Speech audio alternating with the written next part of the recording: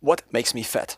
In the last years, I struggled quite a bit with body fat increase, and I've tried to work against it, and to a certain extent successfully. Now, obviously, genetics, etc. Nonetheless, I want to explore what now I think is occurring on a recurring basis. And that's also one of the main reasons that makes me kind of confident that this cycle is something that is, at least in its cyclicity, stable. The main thing I think is testosterone.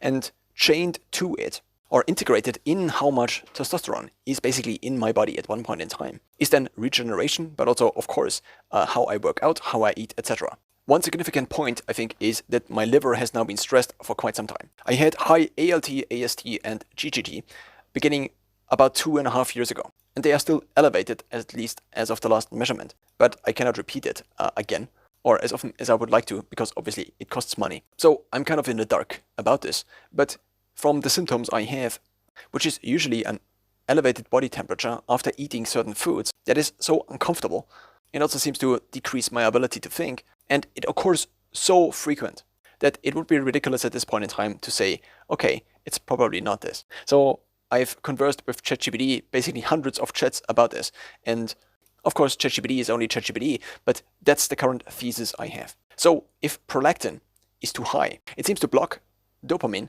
and therefore also testosterone.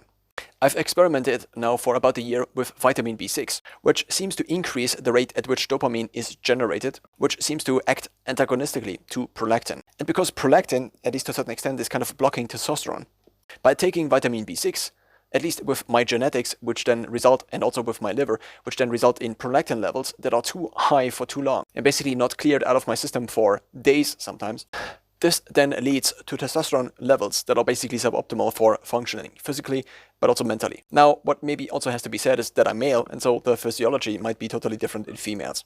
Now, of course, because prolactin is prolactin, it is also not the easiest to talk about, and so I will only talk about prolactin as it is prolactin. So if I'm basically on higher levels of testosterone, at least as of assumed by me, by a variety of hints, then my face looks somewhat normal, even though a couple of years ago it usually looked leaner. But of course also now I have a beard, so it covers it slightly. Then also my chest looks somewhat normal and is not inflated due to prolactin. And also my stomach, at least if I contract it then looks like this. And this is what it looks uncontracted. Contracted, not contracted. Now of course this is to a certain extent a fitness channel, but this is also kind of evidence, and so I wanted to include it. And to a certain extent it's obviously showing off. I wanted this so bad for years, and I could not figure it out. Without ChatGPT, I could not have figured this out. So now I'm drinking in between 2 to 8 protein shakes a day, which sounds ridiculous, but there are so many things that constrain what I can eat and when I can eat and how well I regenerate that I had to basically go this way and thus stabilize body